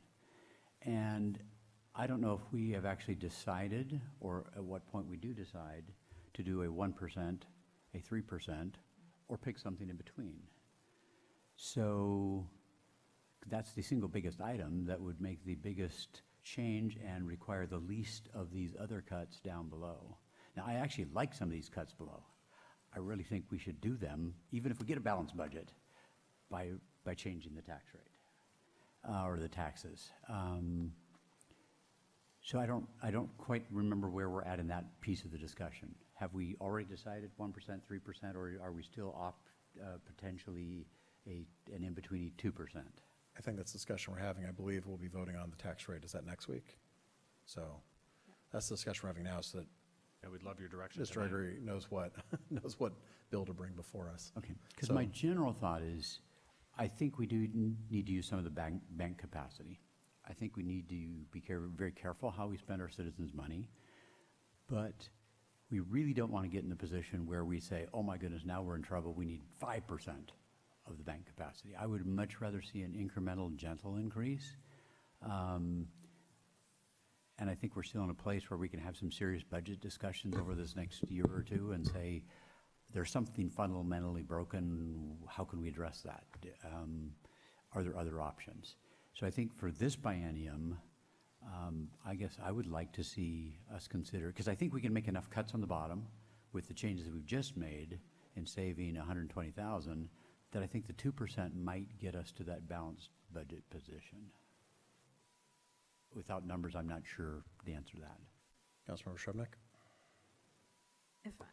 Well, that wasn't exactly what I was going to bring up, but now I have two questions. One is that I think there were a couple of things that we didn't resolve, and one was on the moving of the arts fund, the concerts and movies. So that was one. And I don't have strong feelings either way. Like I said, my preference would be to do what you're proposing here. But then the other one that I do have feelings about is, I think Councilmember Smith and Curtis both mentioned the number 1. And that's the only one on here that, I mean, technically it represents a foregone increase, but it also represents technically kind of almost like a reduction in service, because it sounds like, because we have such a burgeoning incubator, we have more people using the same amount of consultations. So we have kind of this decline in service, and we're trying, this 10,000 to me kind of represents trying to keep it the same. So that's the one thing on here I'm hoping we can retain or add. I'm not sure how you're thinking about it, but I'd like to, and I do agree we should look at the fee structure to see if it can make up at least some of that.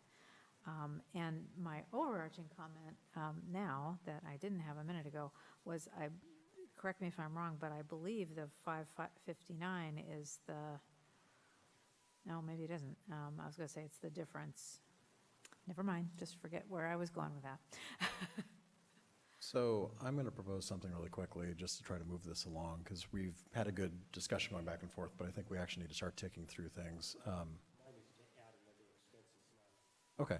Well, what I would propose is that we just quickly do some thumbs up, thumbs down on 1 through 18. We've had a chance to discuss them all a bit, and if we have more questions, we can bring those up as we get to them.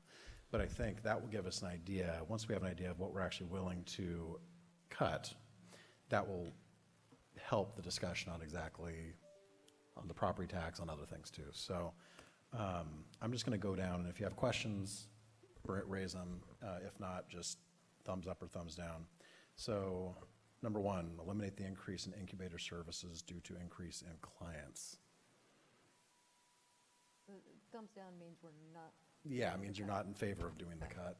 Take that one off. Oh, yeah. Okay, so that one stays. I mean, that one goes away, sorry. Okay, just making sure I'm seeing that right. Transition incubator to a separate independent nonprofit by 2020. Okay, that one's in. Hang on, I just need to make sure I mark these correctly. Number 3, bring Hanger Town Square Post Office property management in-house. Okay. I'm just going to try to keep a running total, too, of where we are. It might be real easy once you get to the bottom. I would just go through the list first. Yeah. Number 4, bring landscape maintenance in-house, assuming we have 5 maintenance workers. Okay. Office furniture replacement. Okay. The no there was Councilmember Danuski. Not to call you out in particular, but you're the only no. That's fine, Just throwing you under the bus. I don't want people to be sitting in chairs that are broken for the next 2 years if we don't need to. Street banners. Okay, that's a yes. Dump fees. Okay. Traffic model in-house.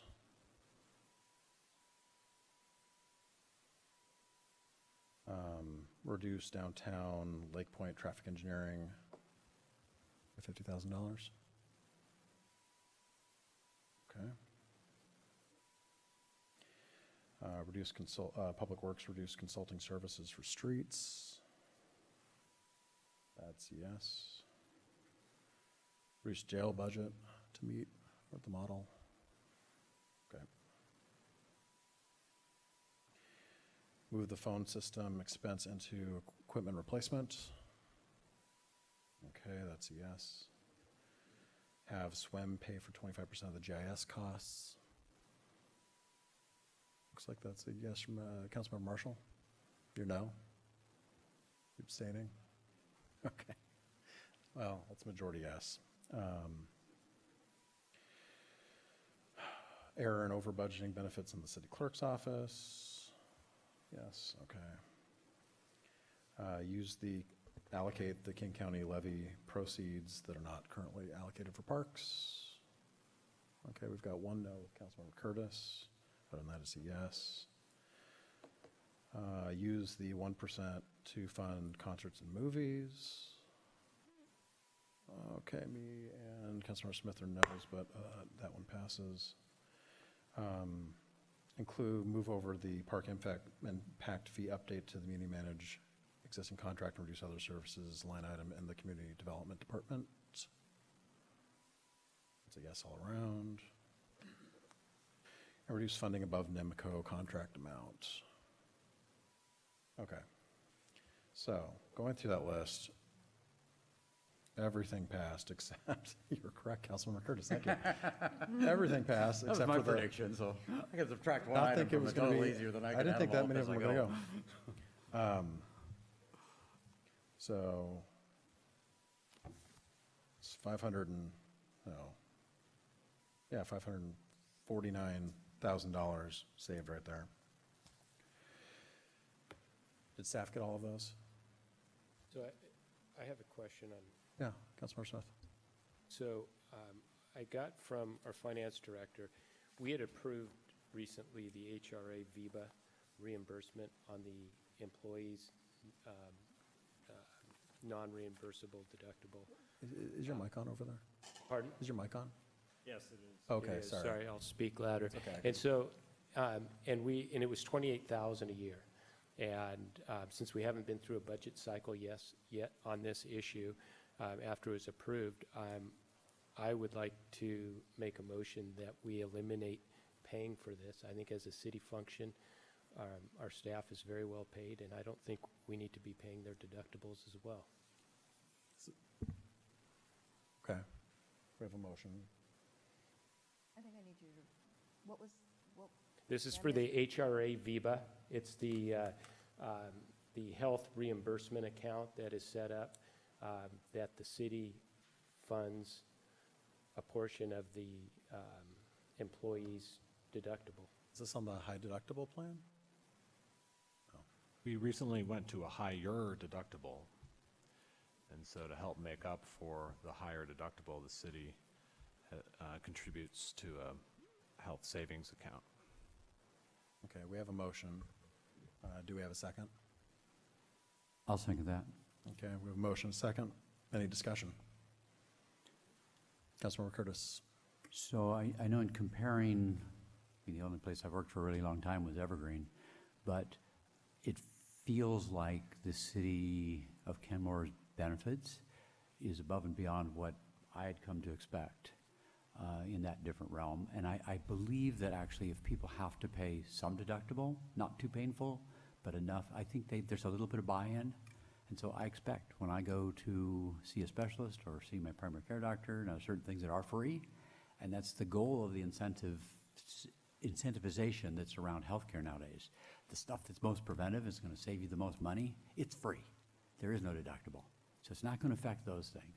It's some of those other things that are a little more optional. And to have somebody pay, $10, some mine's 10, some's 30, I don't know what ours amounts to, but I think there's reason to have people responsible for that deductible. Councilmember Smith? I agree with what Councilmember Curtis said, and I'd also say that, this is shared sacrifice with everything we're talking about tonight. And it's an example of whether it's increasing, no matter what, we know we're increasing taxes, but our staff does have good benefits. They're getting good raises. There are some positions that are getting exceptionally good raises. And I don't think that our benefit package in any way lacks compared to a lot of other comparable cities. And I think for us to do this at our own citizens' expense, I just think it sends the wrong message, and I don't think it's the right way to approach how we want to set expectations. I just, you're not going to find this very often in the private sector, and I think it's reasonable that we need to reevaluate it. And since it just started, I think now is an appropriate time. We didn't know what the numbers were, and I asked and I received them, and it was about 28,000 this year. I think that's an area we can cut that makes sense. And yes, it's going to cost something to the employees, but they're very well compensated. And this was, I considered almost like a bonus on top of everything anyway. Councilmember Marshall? And how long had the program been in effect thus far? 2018 was the first year. That's when we went to the health plan with the higher deductible and higher out-of-pocket costs. And when did it begin in 18? January? or- January 1st. Thank you. Councilmember Shrubnik? Yeah, just can you refresh our memories a little bit about, what, give us a little bit of a flavor of, what the out-of-pockets are and how much they were increased and what we were trying to offset? Because I don't think it went to zero out-of-pocket, if I'm remembering. I mean, you're not covering all out-of-pocket expenses. No, we went from a zero deductible health plan to a health plan with a $250 deductible for a single individual, up to a $750 deductible for a family. So if you were single, your deductible was $250. Right. If you were full family, it was $750. The potential out-of-pocket went up to, I believe, $10,000 for a full family. Jennifer was on the committee with me. 2,000 and went to 3 and 10.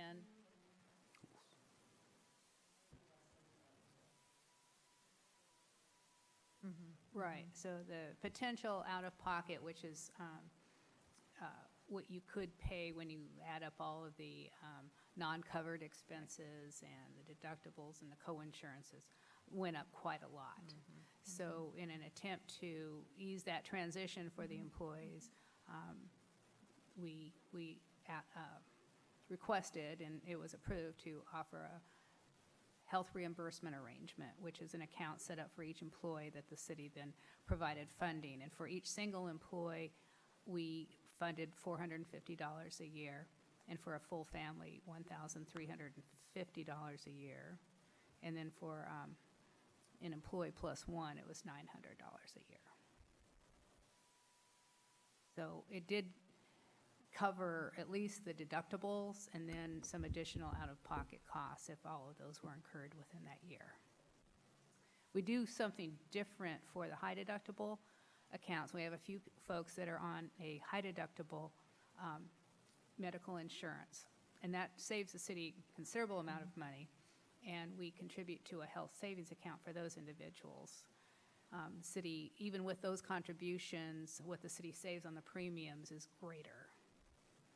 And those are topics that I was going to bring to you next week for consideration.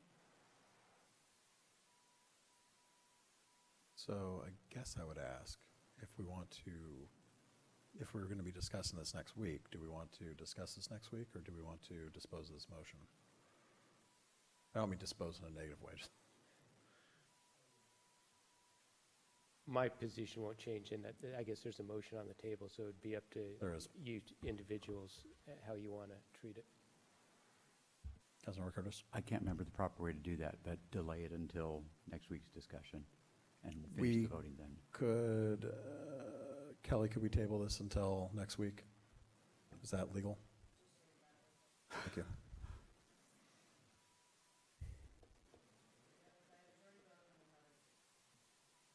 Okay, so the chair would entertain a motion to table Councilmember Smith's motion until next Monday's meeting.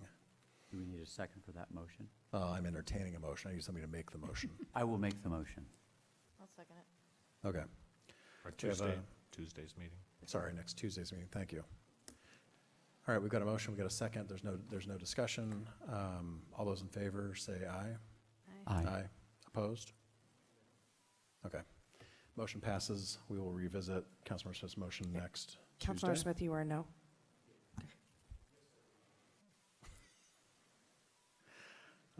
All right. So according to my math, we have just made $549,000 worth of cuts, and right now our potential budget adjustments stands at $415,000. That is with a property tax rate at 1%, with keeping the part-time recreation coordinator, with changing the ARCH capital contribution to $20,000 over 2 years, and moving the public works acquisition over to strategic opportunities. just so we're all on the same page of where we are so far. Are there any other pieces that we want to discuss? Councilmember Curtis. Is anybody else interested in looking at the 2% as an option to 1 and 3? If not, since I was kind of missed last week, I'm willing to not bother and go there.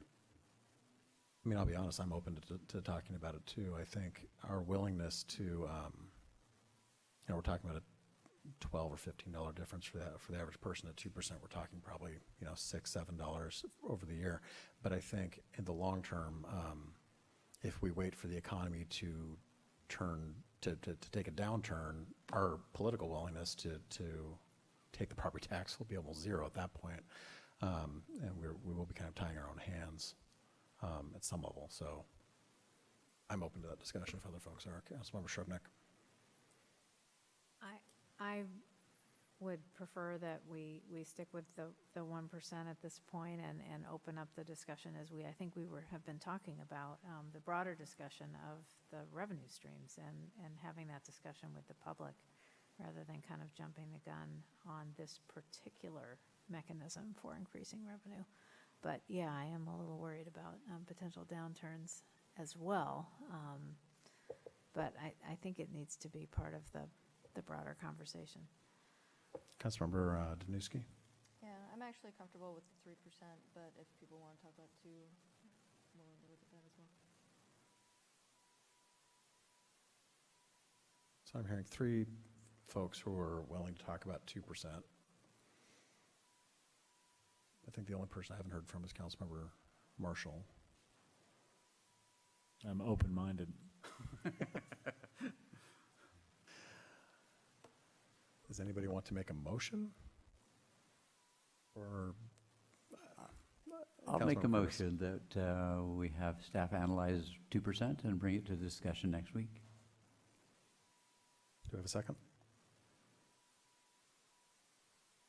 I'll second that. Okay, we've got a motion and a second. Do we have any discussion? Councilmember Shrubnik. So can we underscore what I think Councilmember Herbig said earlier, which is I believe we've just cut $549,000 from the proposed additional cuts. So we're no longer, we're basically cutting almost all of the recommendations. So I'm struggling with what would be the rationale for considering something over 1%. Am I missing something? I think it's, I'm just speaking for myself. I think it could be the compounding effect that happens over years. Because that 1%, then you add another 1% to it. You get 1% of that 1%. It does compound over time, which does lead to additional revenues as we inevitably face some sort of shortfall, a budget issue. Councilmember Curtis? I think my thought for wanting more than the 1% is, as we look at the long-term structure of cities that are built like us, we will have problems. The amount that expenditures in our employees and everything else goes up more than 1%. So I think looking ahead, we're going to, I think, eventually need some of that bank capacity, and I'd rather take it in little teeny bits instead of get in trouble and need big bites. Councilmember Smith? So I guess I would make the argument that by being resistant as a council, as a body, to looking at just accepting a 3% increase, we were brought over $500,000 in cuts we could do that, yeah, there are some impacts that would be felt, but they're not massive.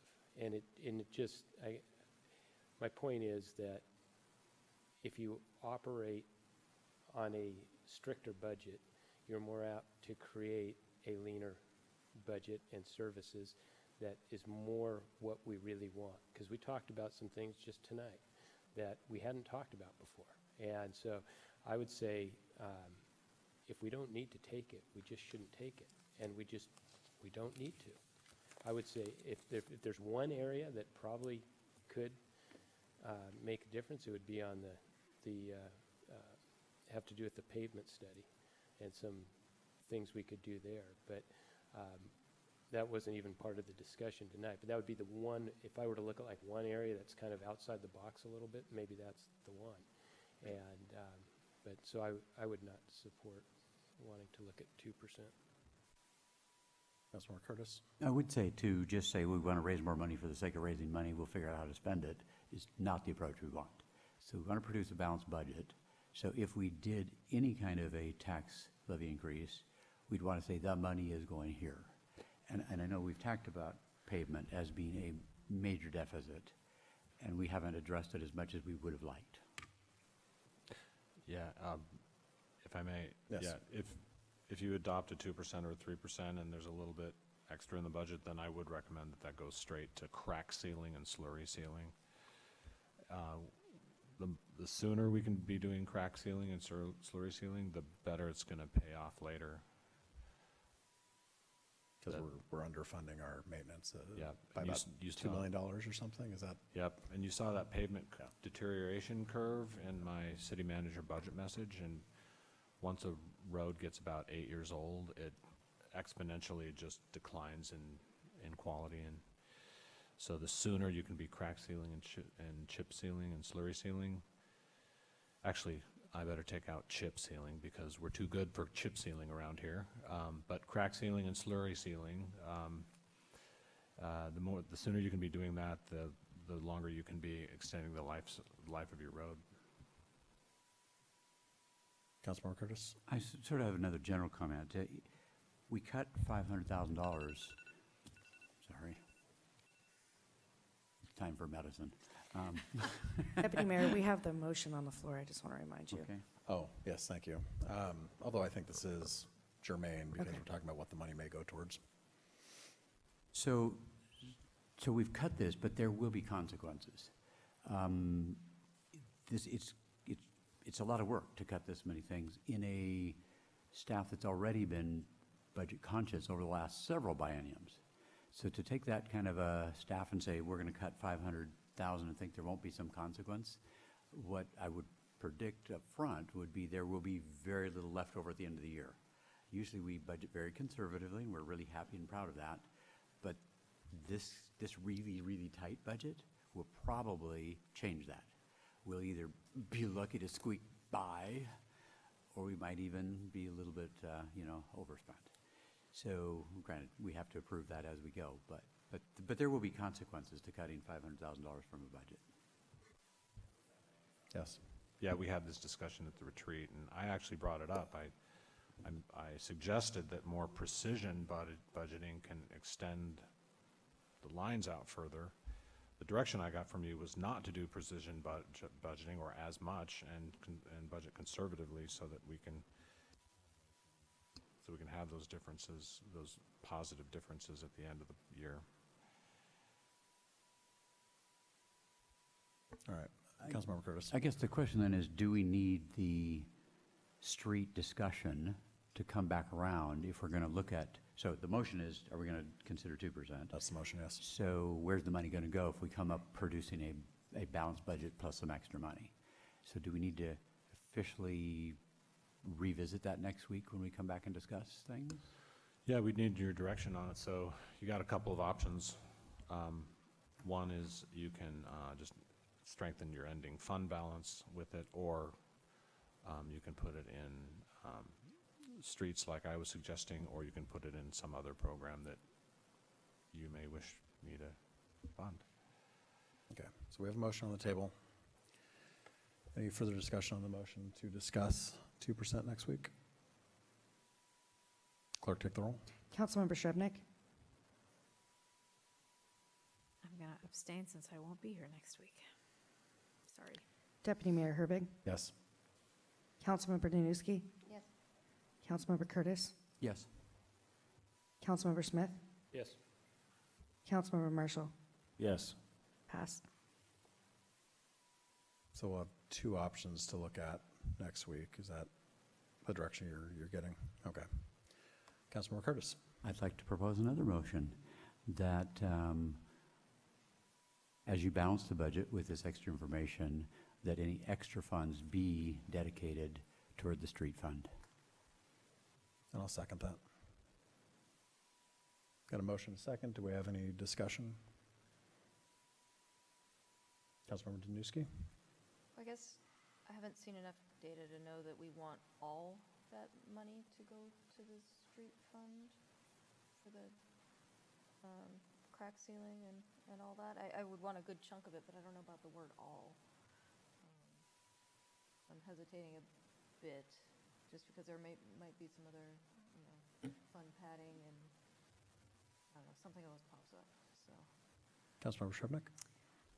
And I guess if you're going to do it, I would want to see it go to the street maintenance as well. I mean, we're down in the millions, and this is in the $50,000 range. I mean, it's next to nothing. So we need a better fix than this. I don't know that this is the mechanism to fund that, but I suppose it wouldn't hurt to start somewhere with that. Councilmember Smith? Could you repeat the motion specifically? That the staff, as they look at the 2% and the 3%, so give us options, that any extra money produced, instead of going into general fund, goes specifically toward the street fund. Extra money over They and have to, above they what? have to have it create a balanced budget. Mhm. So if we have taken all these expenses away and we add even 2%, there will be extra money. It won't balance, but in the good direction. We will have too much money that we have to figure out what to do with.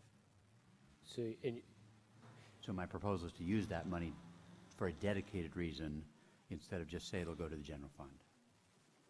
And are you saying after they've gone through and gone through the annual budget, that you're taking the difference No. after So the I'm saying, actual so next costs? week when we have the discussion, Okay. 2%, 1%, 2%, 3%, then the council will make some decision, and that will determine then what is the deficit or extra money, then what do we do with the extra money? That's the question. Okay. Okay, I see what you're saying. I would rather us have the discussion first and at least know what we're talking about as far as numbers-wise before I could commit. Well, yeah, I mean, we can get those numbers, and they're pretty easy to calculate right now.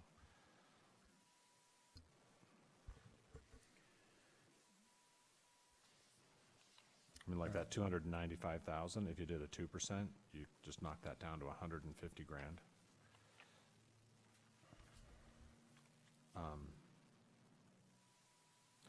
And so the additional money needed would be 150 plus 100 park recreation coordinator plus 20 for Arch. So that's 270, right? I guess part of my point is, like, for instance, the HRA VIBA discussion. That's supposed to be discussed next week, so I don't know where that would fall in. That's not on this list, but that could be a savings. That could be a savings that could go into this fund. So would that also be, that's what I'm trying to understand. It seems, I feel like I'm putting the cart before the horse without understanding what we're trying to put in there. So So I guess my rationale was, if we're taking income from our citizens, it just feels wrong to me just to say, we'll just take money. Okay, we've produced such a wonderfully balanced budget by getting rid of by doing all these cuts. Let's just take more money than we need. But that's not really the case. We have a huge need, and it's the street fund. So I would like any extra, what looks like extra money, to be dedicated instead of just evaporating. Yes. Yeah. Maybe that's a more clear way to say it.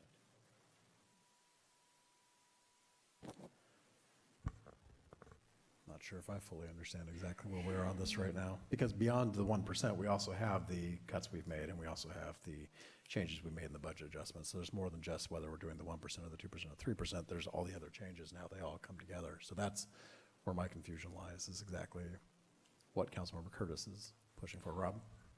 Well, so I just ran the numbers. So not talking about the HRA VIBA right now, but if everything you've changed tonight, or kept in or kept out, what it will result in is a net positive of 279,000. Is that with the 1% or with the 3%? I'm sorry, it's with the 2%. That's with the 2%.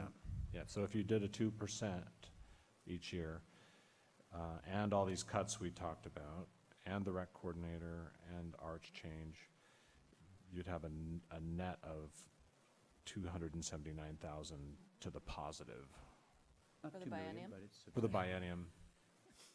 It is an increase of about a quarter of what we're spending on street upkeep right now, give or take. All right, so we have a motion on the table, right? Sorry, it's been, any further discussion? All right, clerk, take the roll. Sorry, the motion right now is for Let's see any if I- additional funds beyond what is needed to balance the budget to go into the street fund. Is that correct, Councilman Yes. Curtis? To balance the budget at the 1%. No. So to balance the budget with whatever we decide next week. It might be 1%, might be 2%, might be 3%. Any might- excess. Whatever we decide, the extra funds generated. Okay. will go I into think what he's a arguing is that instead of increasing fund balances, which are all fairly healthy at this point, to put any new revenues into the street fund. Is that correct? Okay. So is that clear to everybody? Fund balances would stay flat, additional money goes into street. Okay, that's the motion. Let's take the roll. Deputy Mayor Herbig? Yes. Councilmember Smith? No. Councilmember Shrubnik? Yes. Councilmember Marshall? No. Councilmember Curtis? Yes? Councilmember Danuski? Yes. Passed. Okay.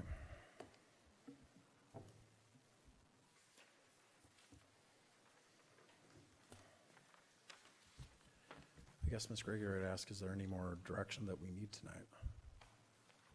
No, I think I have my work cut out for me.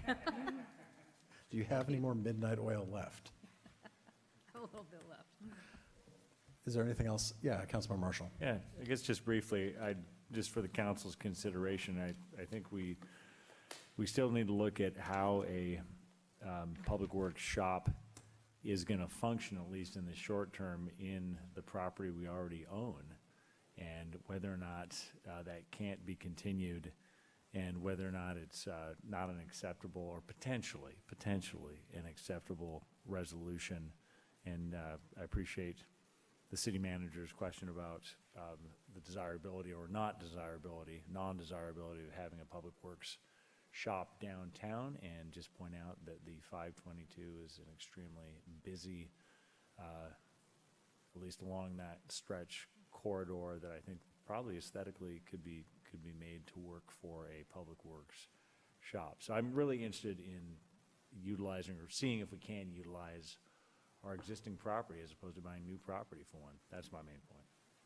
And I would actually say, I think we're going to have time to explore that as we use the new property too, because unless something else pops up out of the blue that our real estate agents find that fits our needs for public works, it's going to be a while.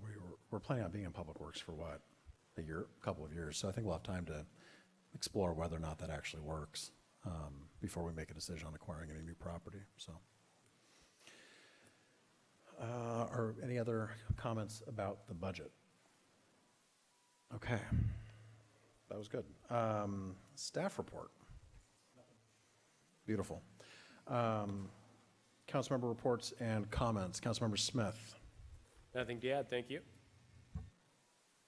Councilmember Marshall. Nothing to add, thanks. Councilmember Curtis. Nothing to add? Councilmember Shrubnik. Nothing.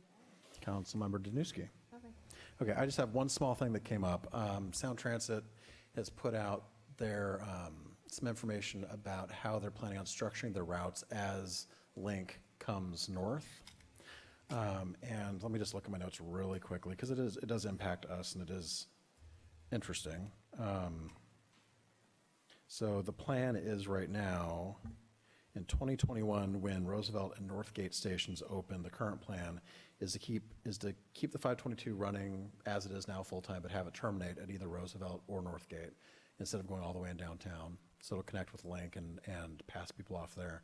The plan in 2024, once Link reaches 145th and 522 BRT starts, is that the 522 Express will continue during peak-only hours and will continue to terminate at either Roosevelt or Northgate. So that's how they're looking at restructuring our Sound Transit buses as Link comes online. Councilmember Shermick. Right, and just a point of clarification, that's the 522. The 312, which is Metro, basically traces the same Yeah. route, and I'm not aware that that is being changed. So just, I mean, we will still have Yeah, I something. actually I emailed somebody at King County and they sent me something. Let me see if I can find it really quickly. That was actually discussing that because people were, I'd had some of the folks in the public asking me about, let me see if I've got it right here. Let me just open the attachment. I can forward this over to you guys, but it was somewhat bureaucratic. So I was asking specifically about Metro service continuing and serving 61st in particular. And they said, even with Sound Transit's SR 522 and Northeast 145th Street BRT project, Metro will continue to provide service along the corridor, the 372 and other routes will continue to operate and will serve additional bus stops beyond what Sound Transit will serve. However, there may be some stop consolidation of Metro stops along the corridor where they are relatively close together, and retaining those stops could have a negative impact on the speed and reliability of service in the corridor. Approximately 2 years prior to Northgate Link opening in 2021, Metro will start planning how they're going to restructure some of the routes on the 522 corridor. So next year, they're going to start doing that work. And then again, approximately 2 years prior to 522 Northeast 145th BRT opening and Linwood Link opening in 2024, so in 2022, they'll review its service on the corridor again and could realign some of its services to better connect riders with BRT and Link services. Both these planning efforts will include substantial Metro-led public outreach efforts. We will continue we look forward to working with Kenmore and other communities, blah, blah, blah. So there will be restructuring happening. The one thing I would say is that with Metro's looking at BRT, who was I talking? I had a presentation, I think last week at Seashore, about Metro's Rapid Ride, and there are plans for Rapid Ride along, which would essentially replace, I think, the 312, if I'm correct. No, 372. I'm a little fuzzy right now. But either way, when that goes in, their definitions for correct stop distance is a little different from Sound Transit's. It's about a half mile, and I did a quick look, and the distance between 61st and 68th is 0.6 miles. So I believe that there's no reason to think that they would pick one or the other. They would probably keep both of those going forward, and that's something we will discuss and push for as things progress. So anyway, just thought you all appreciate that update. If there's nothing more to come before us, we are adjourned.